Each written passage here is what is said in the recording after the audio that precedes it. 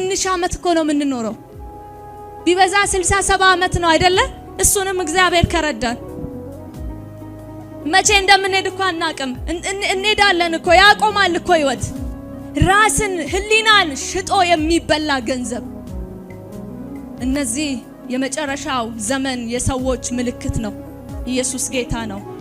ገንዘብን ወዳድ ይሆናሉ። ገንዘብን ለማግኘት ኢቭን ወንድማቸውን ይሸጣሉ። ገንዘብን ለማግኘት ኢቭን የቤተሰብ አባላቶቻቸውን እስከ መግደል ይደርሳሉ። የጭካኔ ዘመን ስለሚመጣ ከዛስ ትምክተኞች ይሆናሉ።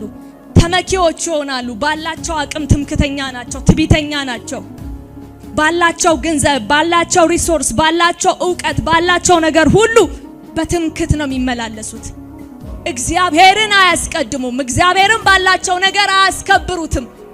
ራሳቸው ሰርተው እንዳመጡ ጽድቅንም ቢሆን ራሳቸው እንደፈጸሙ ይመካሉ፣ ይታበያሉ በራሳቸው ስራ። ይሄም የመጨረሻው ዘመን ምንድነው?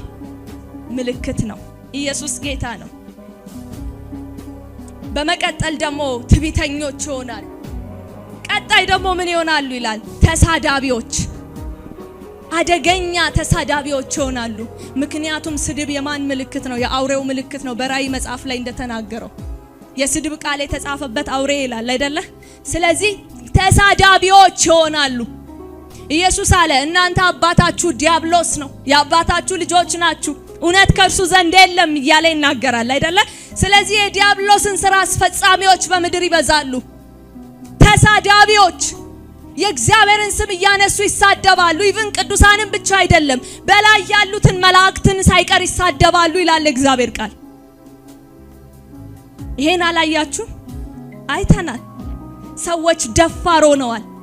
ሰዎች ደፋር ሆነው ሃይማኖት ውስጥ ገብተው እግዚአብሔር እሱ ማን ነው የሚሉ በየሶሻል ሚዲያው በየተለያየ ስፍራ ብቅ ብለዋል።